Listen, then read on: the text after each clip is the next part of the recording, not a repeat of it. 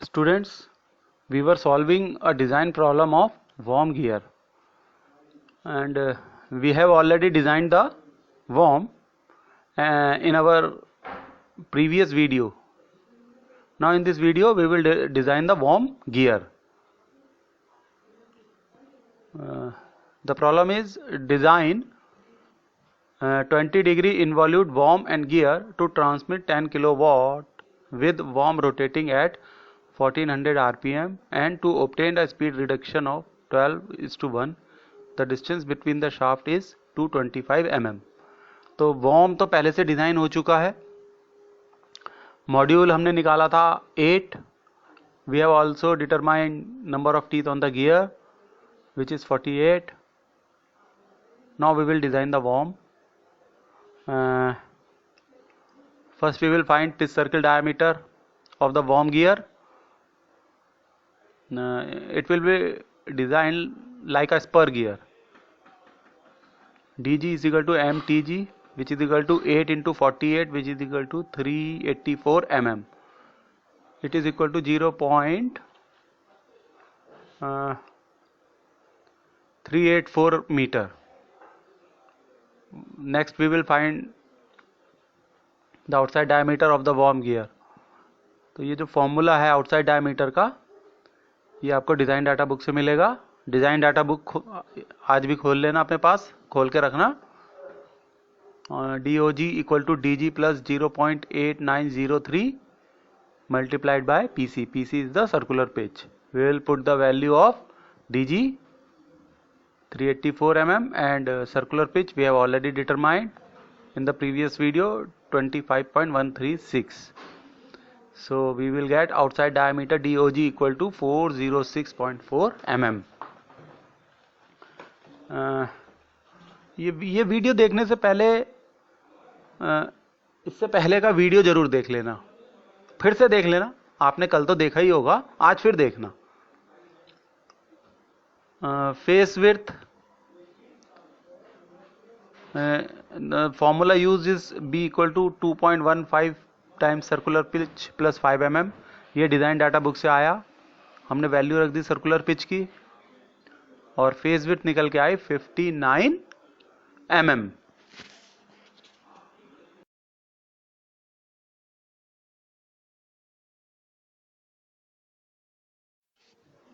अब कुछ स्टेप्स समझ लेते हैं.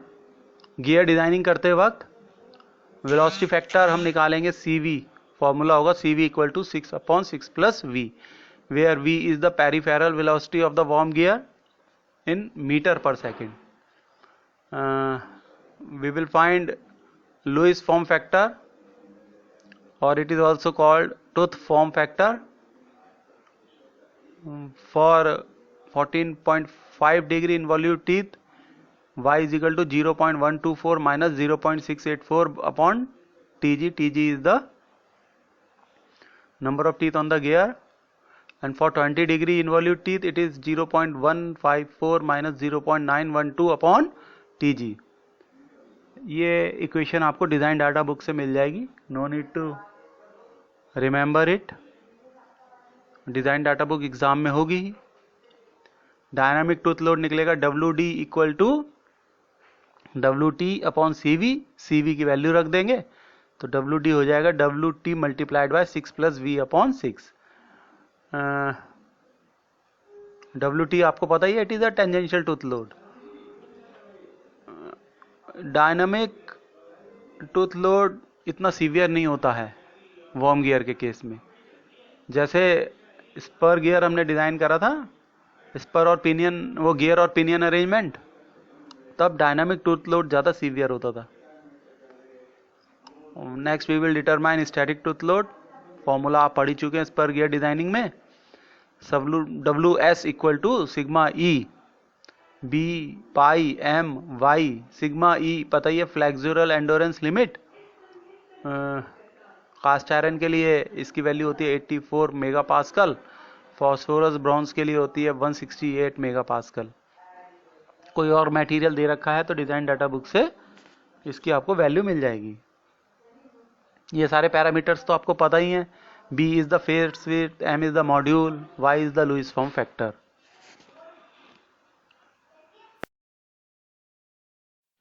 गियर हमने डिज़ाइन कर लिया था, मॉड्यूल 8 mm निकला, और DW भी हमने पिच सर्किल डायमीटर निकाली थी 384 mm, फेस विड्थ भी निकाली 59 mm।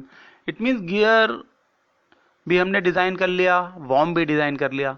लेकिन अब हम अपने डिज़ाइन को चेक करेंगे। पहला चेक होगा चेक फॉर टेंजेंशियल लोड, जैसे कि हमने स्पर गियर में पढ़ा था, सेम प्रोसीजर है।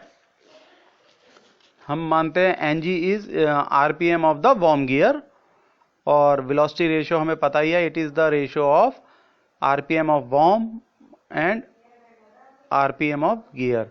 तो यहाँ से हम RPM ऑफ गियर निकाल लेंगे। RPM ऑफ वॉर्म हमें पता ही है 1400, और वेलोसिटी रेशियो 12 है, इसलिए NG RPM ऑफ गियर निकल के आएगा 116.7 RPM। उसके बाद हम टॉर्क कैलकुलेट करेंगे। Formula you already know, T is equal to P into 60 upon 2 pi NG। Power 10,000 watt है, उसकी वैल्यू रख देंगे। RPM ऑफ गियर NG हम निकाल चुके हैं 116.7, तो टॉर्क निकल के आएगा 818.2 न्यूटन मीटर। फिर टेंजेंशियल लोड निकालेंगे, WT it is equal to 2 into torque by DG। Torque भी हमें पता है 818.2, और pitch circle diameter of gear DG हमने निकाला था। इसको याद रखिए, इसे मीटर्स में रखते हैं हम, क्योंकि यहाँ पर जो टॉर्क है ये न्यूटन मीटर में है। DG को हम मीटर में रखेंगे 0.384 मीटर, इसलिए WT जो निकल के आएगा वो न्यूटन में आएगा, 4260 न्यूटन। यहाँ ये वाली बात आप ना गौर करिए, ध्यान से देखिए, प्रॉपर यूनिट में रखना बहुत ज़रूरी है। उसके बाद पेरिफेरल वेलोसिटी निकालेंगे वॉर्म गियर की, V is equal to pi DG.NG by 60। DG पता है, NG पता है। अच्छा, ये जो निकल के आएगी मीटर पर सेकेंड में निकलेगी, इसलिए DG हम यहाँ मीटर में रखते हैं, pitch circle diameter which is 0.384 metre, and NG RPM of the gear we already know, we have calculated 116.7 RPM, ये ऊपर हमने कैलकुलेट करा था। Next we will calculate the velocity factor CV equal to 6/6 plus V। V हम calculate कर चुके हैं, peripheral velocity 2.35, so velocity factor will come out to be 0.72।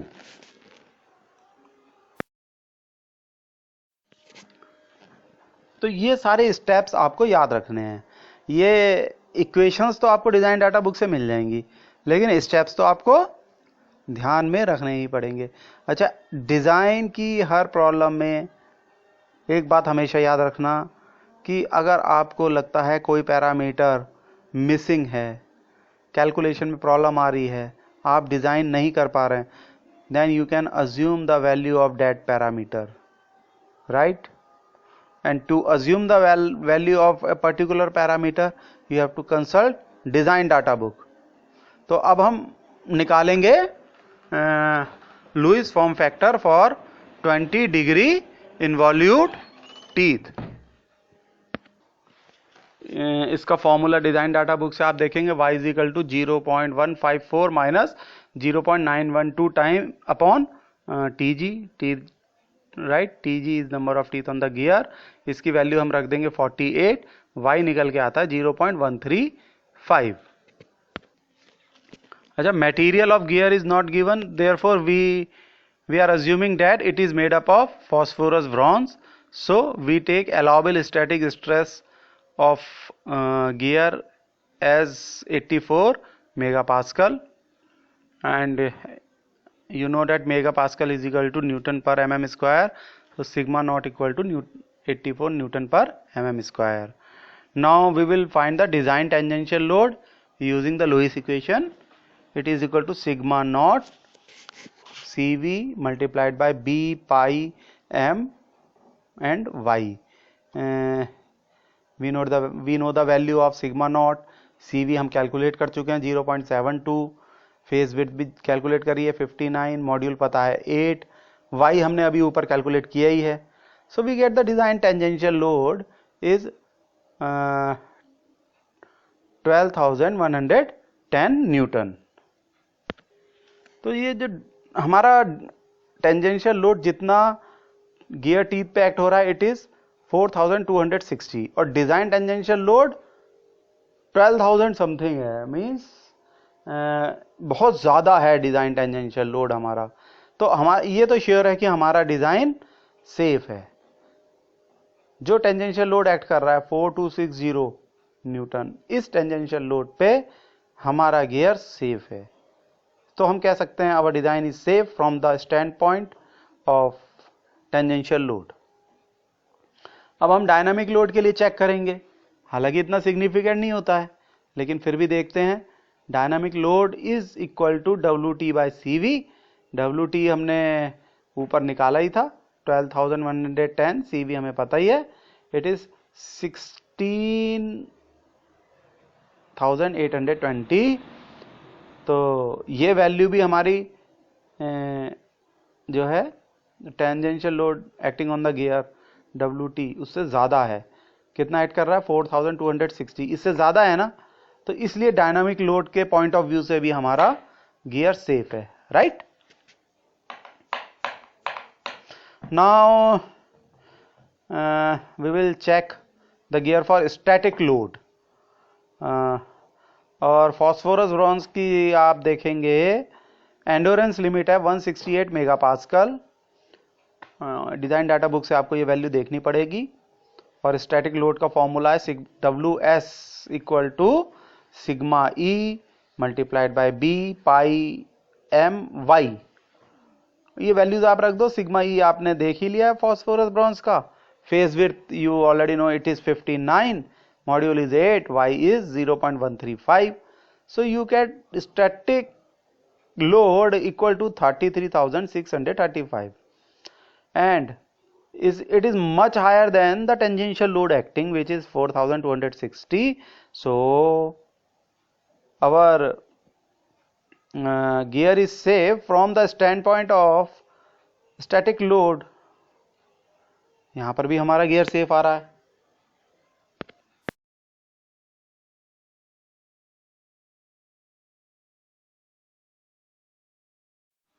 Now we will check our design for wear.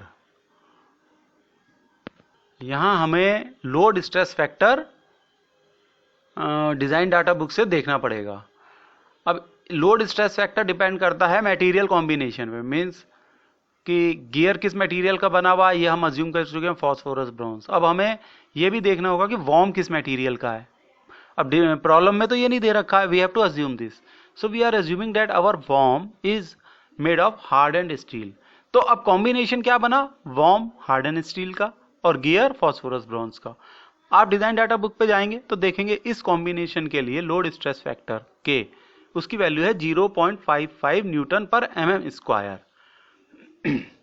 So we will find the maximum load for wear. Formula is WW is equal to dg.b.k. dg you know is circle diameter of gear, b phase width, ये सब values आपको पता है कि आपने design data book से देख ही लिया है। So you get the value of maximum load for wear equal to 12,461. Now this value is also much greater than WT which is the tangential load acting 4,260 Newton. तो हमारा gear यहाँ पर भी safe है, वियर के point of view से भी safe है, यानी कि हमारा डिजाइन परफेक्टली सेफ है। लेकिन अभी एक चीज रह गई, क्या देखना, हमें हीट डिसिपेशन वाला फैक्टर अभी और चेक करना पड़ेगा। क्योंकि if heat generated is not equal to heat dissipated तब थर्मल डिफॉर्मेशन आ सकती हैं गियर में। ये चीज अब हमें चेक करनी पड़ेगी, वो हम अपने नेक्स्ट लेक्चर में करेंगे। अब ये पूरा पहला वीडियो और ये दूसरा वीडियो शुरू से देखो। और ऐसा नहीं है कि सिर्फ देख के छोड़ देना है, आपके हाथ में पेपर होना चाहिए, पेन होना चाहिए, एक एक स्टेप को आपको समझना है, लिखना है।